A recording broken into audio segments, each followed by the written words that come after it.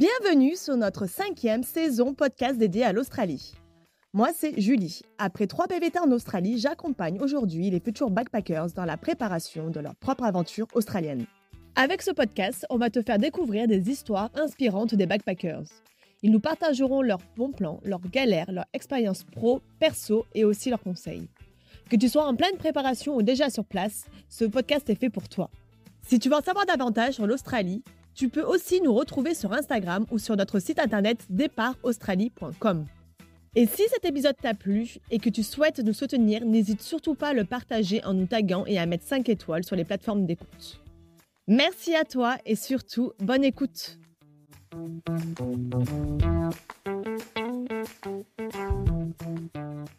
Aujourd'hui, je suis avec Mathilde, une architecte qui a relevé le défi de chercher un emploi dans son domaine en Australie. Un challenge plutôt rare en tant que backpacker. Elle va donc nous partager son expérience, les défis qu'elle a dû relever et les particularités de l'organisation du travail en Australie. Salut Mathilde! Salut, Comment vas-tu? ça va, merci. Et toi, Julie? Ça va, merci. Pour commencer cette interview, je vais te demander de te présenter s'il te plaît. Alors, moi, c'est Mathilde, j'ai 36 ans maintenant et je suis architecte de formation et puis j'ai exercé en France dans ce métier-là depuis un moment. Et là, j'ai fait une année en PVT donc qui va se finir sous peu en Australie. Donc là, c'est ton seul et unique PVT. Exactement, parce que j'ai eu mon PVT à 35 ans, donc c'est la date limite. Ouais. Donc, c'était ma dernière année. Tu as bossé en tant qu'architecte à Melbourne. Ce n'est pas du tout un job commun pour les backpackers. En général, les backpackers, ils travaillent en ferme, en hospitality, etc. Comment as-tu procédé pour trouver ce boulot? Alors ouais, je suis arrivée donc à Melbourne avec mon background plutôt d'architecte. C'est vrai que je pensais travailler en hospitalité, mais en même temps, je n'étais pas très confiante parce que ça faisait très longtemps que j'avais pas fait ça et que j'étais quand même plus confiante de faire mon propre métier. Donc je me suis dit, je vais quand même essayer en parallèle de faire architecte. Donc je me suis dit, bon, mon anglais est pas super. Donc, je vais essayer d'être stratégique et de trouver peut-être, si ça existe, un patron français, comme ça, qui soit plus indulgent, ou qui, au moins, en plus, je sais que les Français, entre Français, voilà, il y a toujours un petit friendly. Un peu d'entraide. Je vais chercher sur Internet architecte du patrimoine, parce que moi, j'avais travaillé pas mal dans le patrimoine, architecte du patrimoine français à Melbourne, quelque chose comme ça. Et ça m'a sorti un architecte qui a une agence à Melbourne. Ça doit être le seul en Australie. Et du coup, je me suis dit, vas-y, je postule chez lui. Donc, j'ai fait une lettre de motivation, j'ai fait une carte de visite et je lui ai envoyé par mail. Et il se trouve qu'il m'a répondu 15 jours après en me disant que ça l'intéressait, qu'il était lui-même français et que du coup, je pouvais lui répondre en français et que je lui envoie un portfolio. Bon, j'ai dû trafiquer un portfolio parce que j'avais perdu mon portfolio. Donc, du coup, j'ai demandé de l'aide à des Français qui avaient le logiciel qu'il me fallait. Et finalement, bon, j'arrive à traduire ce portfolio et je lui envoie par mail toujours le portfolio. Et puis, un mois et demi après, quelque chose comme ça, c'est assez lent quand même le recrutement. Je le relance quand même parce que j'avais un petit boulot à côté, mais qui me plaisait moyen. Du coup, je me suis dit, bon, je vais quand même essayer de décrocher ce job là en architecture. Il faut que je montre que je suis motivée. Donc, je le relance et puis il finit par me répondre que oui, il peut me proposer un job pour 6 mois dans son agence. Je fais d'abord une interview, donc un entretien d'embauche en anglais avec les patrons, donc 3 patrons, 2 Australiens, un Français, tout en anglais bien sûr, parce que les Australiens ne parlaient pas français. Et donc là, j'ai quand même bossé avant mon vocabulaire, ce que j'allais dire, j'allais commenter mon book, etc. Un peu comme quand je fais en français, hein, mais là, tout en anglais, donc il fallait que j'étudie pas mal de vocabulaire, etc. Et c'est à peu près passé. Ils m'ont un peu posé des questions, mais bon, j'ai globalement à peu près compris tout ce qu'ils me disaient et j'ai pas trop mal répondu puisqu'après ils m'ont pris. Donc bon, après j'étais rassurée qu'il y a un français quand même parce que l'accent australien c'est quand même pas facile à comprendre. Donc, Et puis ce que tu disais, c'est que tu as bossé en hospitality le temps de trouver ton boulot d'architecte et c'est ce qui t'a permis aussi de prendre confiance en toi en anglais et de t'améliorer aussi. Donc ça, c'était quand même plutôt un beau point de passer par cette étape. Oui, oui, exactement. Je pense que c'est plus rapide peut-être de trouver en hospitality Mmh. qu'en architecture, parce que comme Ouais. en France, ça prend quand même, le recrutement prend longtemps, il y a quand même une interview, les gars ils sont un peu bookés, du coup, ben, ils te répondent bon, pas tout de suite. Ouais, ça m'a permis pendant un mois et demi, 2 mois, de travailler en hospitality, de vraiment être serveuse, donc du coup de parler avec les clients, Mmh. d'être plus confidente en anglais. Pour après, quand j'ai fait l'entretien, j'étais quand même plus sereine en anglais que quand je suis arrivée, parce que j'étais vraiment pas très confiante, on va dire. Quand même plutôt encourageant parce que tu es quand même partie d'un niveau quand même assez bas en anglais et tu es quand même Mm. arrivée à avoir un job qualifié. Ouais, c'est ça. Après, je suis pas sûre que s'il y avait eu que des Australiens, ils Ouais. m'auraient pris. Mmh. Là, sachant qu'il y avait un patron français, qu'il y avait quelqu'un qui pouvait parler français, avec moi au début pour m'introduire, ça les rassurait, même si le français, pendant à peu près 5 mois, ne m'a pas parlé en français du Ah! tout. Il t'a mis dans le bain direct. Exactement, il m'a dit: «C'est pour ton bien, Eh ben oui, il a raison. on parle qu'en anglais». J'ai fait: «Oh purée». Donc bon, mais bon, c'est vrai qu'il avait raison, hein, Mais c'est oui, dur, ouais, il faut, mais bon, c'est comme ça qu'il y en a. et alors, tes collègues, il y avait, quelle nationalité? On était une équipe d'une dizaine, une 10-12 quelque chose comme ça, et alors il y avait pas mal de nationalités différentes. Il y avait, beaucoup de latinos, il y avait Chili, Argentine, il y avait un américain, un welsh et après une chinoise, indienne, une philippine et des australiens. Mais du coup, ça, c'est pas mal parce que c'est bien plus simple des fois de parler avec, des gens, d'Amérique latine qu'avec des Australiens parce qu'ils utilisent un vocabulaire bien plus simple, des phrases bien plus simples, qu'on comprend bien mieux qu'un Australien. Exactement, ouais. Ouais, Ouais. ouais, c'est beaucoup plus compréhensible en Mmh. effet. Et puis, pour travailler en équipe, c'était plus simple, travailler avec des latinos que des natifs australiens. Mais Ouais. après, ça reste un travail d'équipe, donc tout le monde fait en sorte qu'on se comprenne. Et Ouais. puis, tout le monde est habitué à travailler avec vu que c'était assez cosmopolite, Mmh. avec des gens qui parlent pas, qui sont pas natifs de cette langue, donc tout le monde fait pas mal d'efforts pour simplifier, aller à l'essentiel, être clair, et s'ils voient si tu comprends pas, ils refont la phrase. Enfin, ils sont quand même, ça fait global à l'Australie, je trouve. Globalement, ils sont quand même assez gentils avec la langue, Mmh. vu qu'ils côtoient énormément de gens qui ne parlent pas totalement anglais. Et au sein du bureau, c'était pareil. C'était quand même très Ouais. compréhensif. Ça, c'est cool ça. Au moins, ça t'a permis Mm. de prendre confiance en toi encore. Ouais, au début, j'étais assez stressée par rapport à ça, et Mmh. finalement, ils ont été tous très, très sympas. Et tu me parlais aussi en off, des réunions, que du coup, les réunions, tu allais pas forcément seule et que du coup, c'était plutôt rassurant pour être sûr de comprendre, la totalité de la réunion. Oui, ouais, ouais, à Ouais. chaque fois, il y avait, ou mes collègues, ou au moins un de mes collègues ou mon patron, parce que c'est assez hiérarchisé. Il y a un patron qui gère un projet, après il a son équipe. Mmh. Donc dans tous les cas, j'étais pas à la tête de l'équipe, donc je participe aux réunions, parce que ça me concernait, c'était mon projet. Mmh.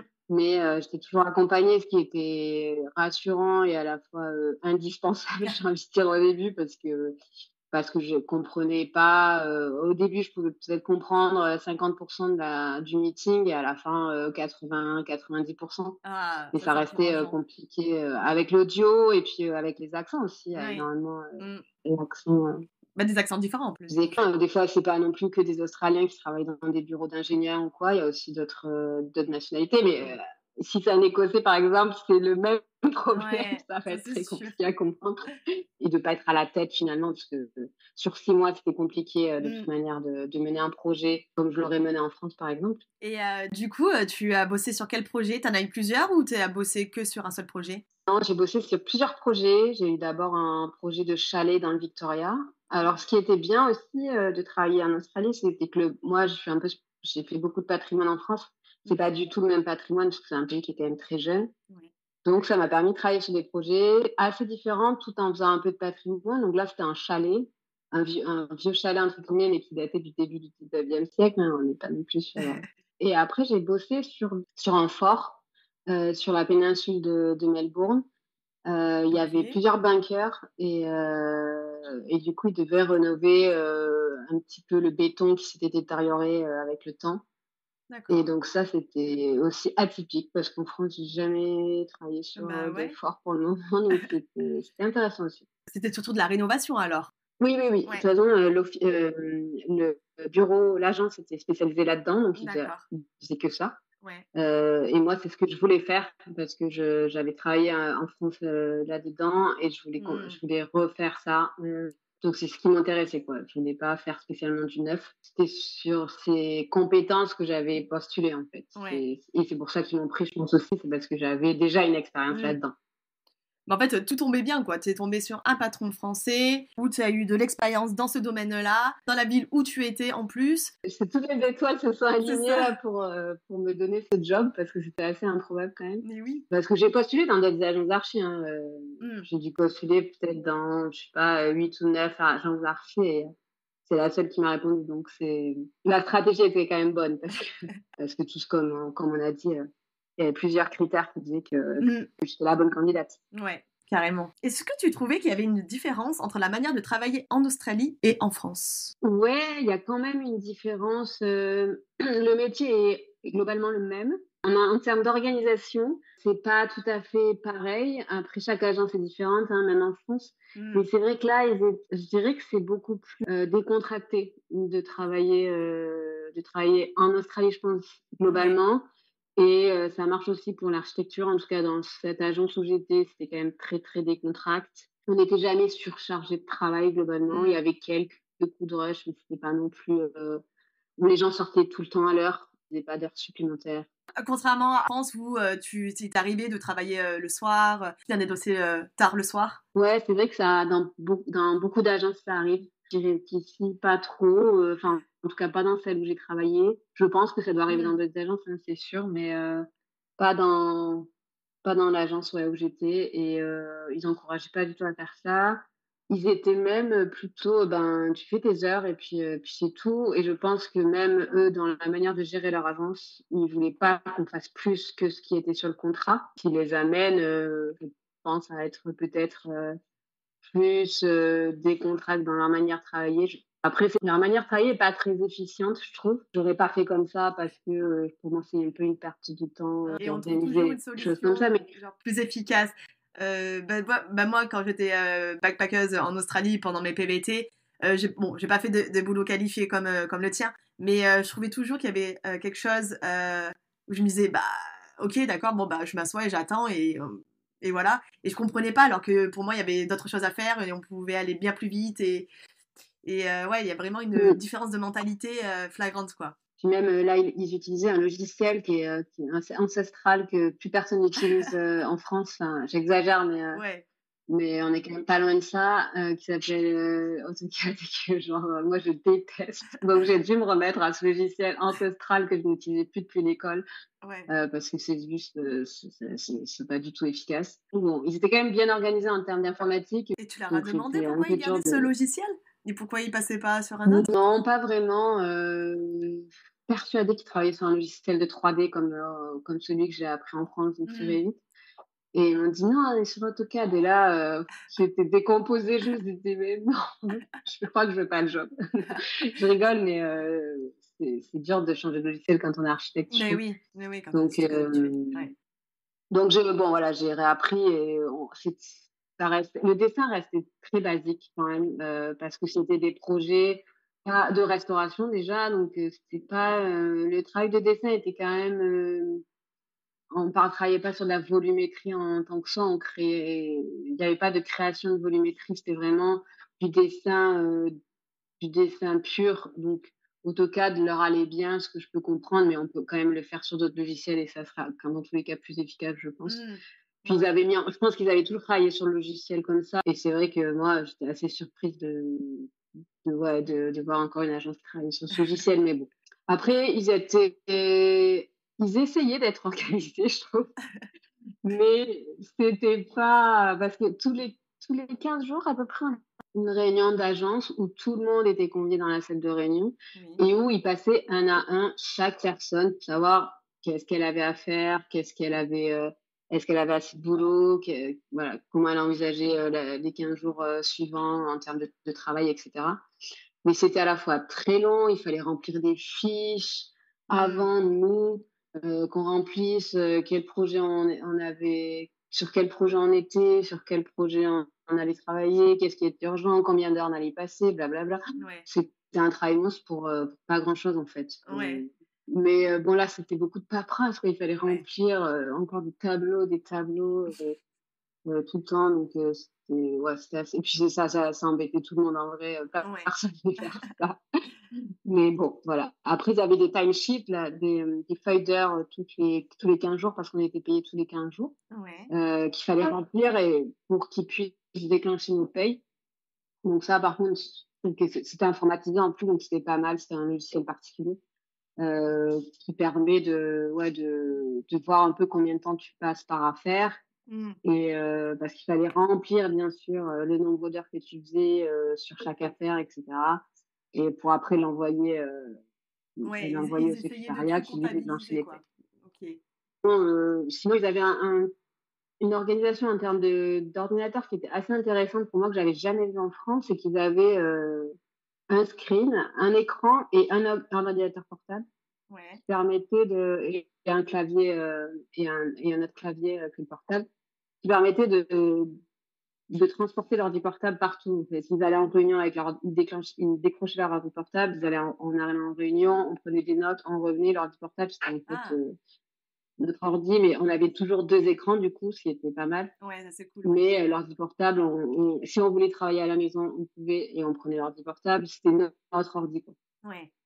Donc ça, c'était pas mal. Et puis, point positif de cette organisation d'agence, c'est que tous les vendredis, je pense qu'il y a que 2 ou 3 vendredis dans les 6 mois que j'ai fait où on n'a pas bu l'apéro. Ah ouais? Genre tous les, Ouais, genre les vendredis soirs, c'était, vous vous retrouvez au bar et c'était apéro ouais. entre collègues? Non, c'était même pas au bar, c'était à l'agence. À Ah! l'agence, c'était des grands amateurs de vin, les Australiens. Ouais. Et du coup, ils ouvraient la bouteille de vin tous les vendredis pour la cohérence de l'équipe, Ouais. la bonne ambiance, tout ça, je pense que ça faisait partie Bah oui, carrément, ouais. de leur manière de voir les choses, de travailler, ouais. Ah, ça c'est un bon C'était point, sympa. ouais. Oui, je pense que c'était un peu indispensable parce que c'était une ambiance qui était sympa, même si le salaire n'était pas mirobolant. Donc, si vraiment tu voulais rester dans cette agence, c'était pas que pour le salaire. Ouais. C'était aussi parce Pour que l'ambiance, il y avait des conditions de travail qui étaient bonnes. Sinon, pour ce salaire-là, je pense qu'il n'y a aucun Australien qui reste dans cette agence. Sécurité, formation, etc.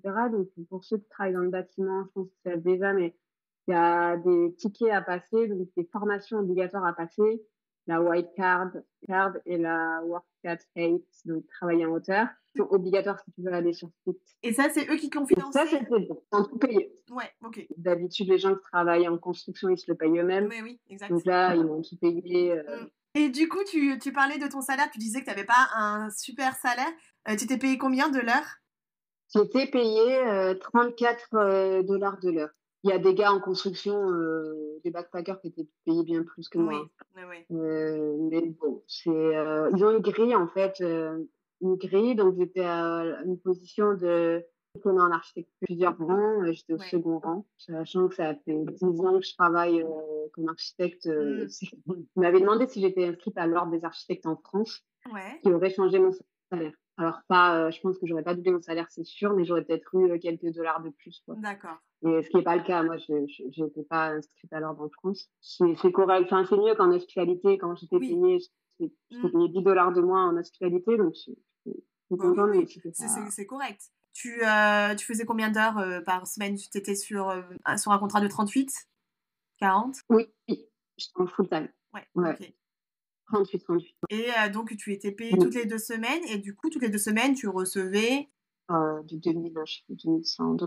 Et donc, ils t'ont proposé un full-time. Donc, c'était un contrat de 6 mois. 6 mois parce qu'il y a la loi qui limite aux backpackers de travailler plus de 6 mois avec le même employé. Ouais, le full-time, 6 mois direct.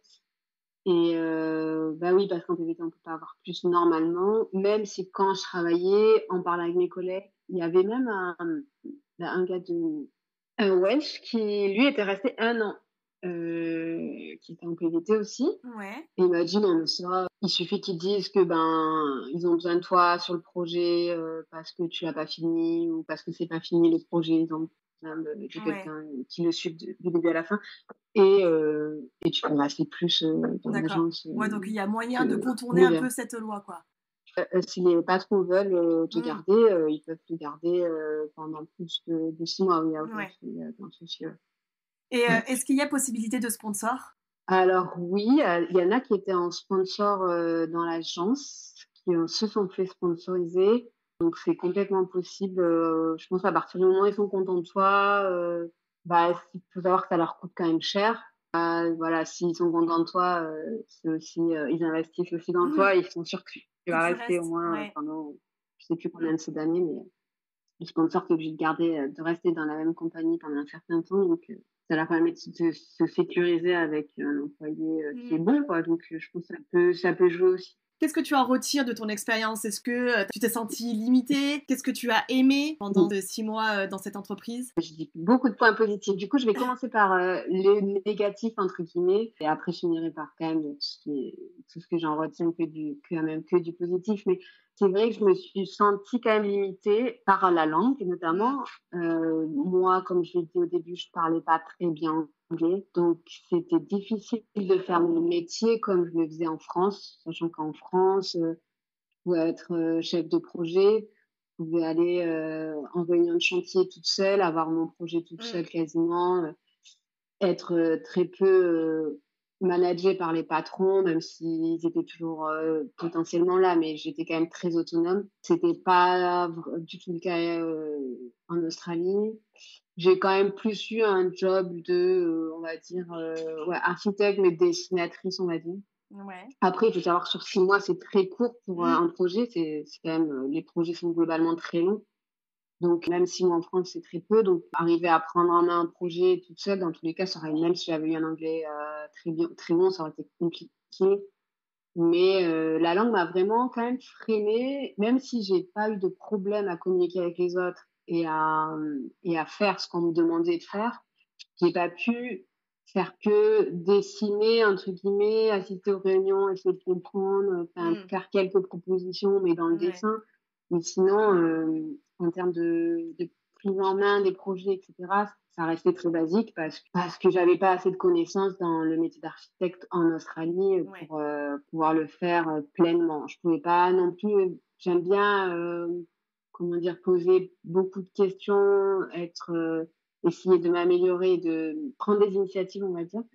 Mais là, c'était un peu limité parce que après, c'est peut-être moi aussi qui étais un peu pas assez confiante. Peut-être que si j'avais travaillé sur ma confiance, j'aurais un peu surpassé ça. Mais je pense pour avoir rencontré même des autres Français qui étaient architectes et même mon patron qui est français, qui est arrivé il y a 10 ans en Australie après sa carrière en France, il m'a dit il faut bien 2-3 ans pour se sentir à l'aise dans son métier. Ah bah oui, c'est sûr. Donc 6 mois, c'est pas possible. Moi, j'essaie de saisir cette opportunité parce que c'est bien pour ma carrière quand je vais rentrer en France et que je avoir cette expérience de 6 mois en Australie dans une agence de patrimoine à Melbourne, c'est une vraie chance et c'est une vraie opportunité, une belle opportunité. Parce que j'ai vu quelques messages, il y a des gens qui, après l'école, veulent se lancer, veulent essayer d'être architecte ici. Ça sera peut-être un peu différent dans le sens où ils n'auront peut-être pas encore beaucoup travaillé en France, donc ils seront moins frustrés parce qu'ils font à peu près le même travail qu'ils auraient fait en France au début, de toute manière. Il faut être patient et avoir le temps de pouvoir progresser. J'ai essayé de prendre des cours d'anglais en parallèle, mais c'était très dur parce que j'étais en full time, du coup, il n'y avait pas les horaires qui correspondaient. Mais sur un part-time, par exemple, ça aurait été, je pense, assez intéressant d'avoir en parallèle des cours d'anglais qui permettent d'être plus confiante en anglais Ouais, et de progresser bien plus vite, carrément. Voilà, c'est cette partie-là qui a été un peu frustrante pour moi, parce que j'avais pas du tout imaginé ce côté-là. Je pensais être plus à l'aise parce que déjà, ils m'ont mis sur un logiciel qui n'était pas du tout mon point fort, alors qu'en France, c'est un peu mon point fort de maîtriser un logiciel qui est quand même dur à maîtriser. Et en plus, dans une langue que voilà, je maîtrisais pas très bien. Donc, ça a fait beaucoup de choses qui m'ont pas mis en confiance et qui m'ont un peu frustrée pendant ces 6 mois. Même si ils m'ont quand même été extrêmement gentils avec moi et que je pense que de toute façon, j'ai fait de mon mieux. Mais c'est super bien de souligner ça parce que tu avais quand même 10 ans d'expérience en France et de savoir que ce n'est pas possible en 6 mois de faire la même chose en Australie. Ou alors, faut vraiment prendre le temps, se dire, ben voilà, ça va me prendre... je vais rester 2-3 ans en Australie et je vais essayer de percer là-dedans. C'est quand même une très bonne expérience. Tu as vraiment aimé ce que tu as fait. Tu étais contente d'avoir pu travailler en tant qu'architecte en Australie. C'est une expérience incroyable quand même. Humainement, je suis tombée dans une agence qui était extrêmement humaine, avec des collègues qui resteront pour certains, je pense, des amis, des patrons que si je retourne à Melbourne, je retournerai voir.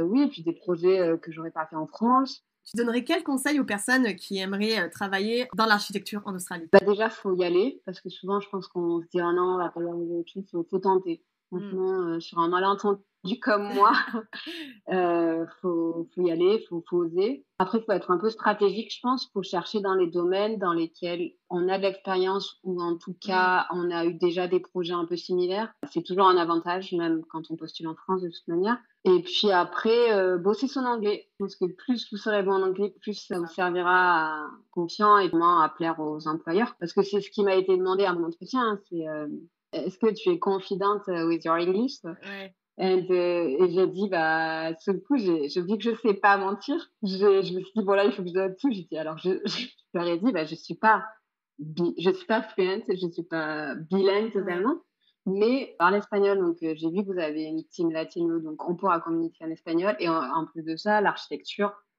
on peut quand même communiquer par le dessin. Et ça, c'est mon métier. Quand même dit, oui, mais c'est un métier où on écrit. Parce que ça passe aussi par là. Il faut écrire des mails en anglais, il faut répondre, des fois, il faut téléphoner en anglais et tout. Donc, voilà, plus vous serez bon en anglais, plus je pense que vous apprécierez cette expérience. Mais non, mais c'est trop bien, t'as trouvé un bon filon pour te vendre. J'ai tout donné. Ouais. Ça a marché, mais franchement, je n'étais pas sereine. Donc, ouais, je pense que c'est les conseils. Il faut y aller, il faut oser. Hein. Dans le métier en lui-même, il n'y a rien qui est totalement différent. Après, il faut apprendre un peu les phases, comment ils fonctionnent et tout en termes d'administratif. Mais sinon, il n'y a rien de très compliqué, à part l'anglais. On arrive à la fin de l'interview. Et j'ai pour habitude de me poser toujours la même question, c'est de raconter ton meilleur souvenir que tu as vécu en Australie. Je vais citer celui en rapport avec l'agence où j'ai travaillé en architecture. Ouais. C'est qu'à la fin, deux semaines avant que je parte, une de mes collègues a organisé avec les patrons un barbecue avec toute l'agence. Donc ça faisait quand même donc il y avait tous les gens de l'agence avec leurs compagnons et tous leurs enfants et tout. Que c'était super, c'était une après-midi incroyable. Tout le monde était là, ce qui est très très rare. Il y avait quasiment tous les collaborateurs, tous les patrons, leurs femmes. C'était vraiment génial. Chouette, et les enfants et tout le monde a passé un bon moment. Tout le monde n'arrivait pas à partir. Vraiment, c'était chouette. Il a fait beau en plus. C'était à Princess Park à côté de Brunswick. C'était vraiment génial. On a même joué à la pétanque. Et donc voilà. Ouais, parce que mon patron français, il est quand même très attaché à la France. Donc il aime bien ces petites habitudes françaises. Donc il avait ramené des boules de pétanque. Donc on a fait une petite pétanque. Ça résume bien l'esprit qui régnait dans l'agence. Et voilà, ça m'a fait chaud au cœur qu'ils organisent ça pour moi. C'était chouette. Bah, c'est grave. Voilà. Bah, tu pouvais pas mieux finir que sur cette note pour ton expérience en Australie en tant qu'architecte. Merci beaucoup Mathilde pour avoir partagé ton expérience d'architecte à Melbourne. Est-ce que tu accepterais de donner, du coup, comme tu n'as pas Insta, ton Facebook pour les personnes qui auraient encore des questions à te poser? Oui, donc moi j'ai que Facebook et c'est Mathilde Aulas. Mathilde et Aulas, A-U-L-A-S. Super. Et merci beaucoup Mathilde. De rien, et du coup, un plaisir. Bon retour en France alors. Merci. Salut. Salut.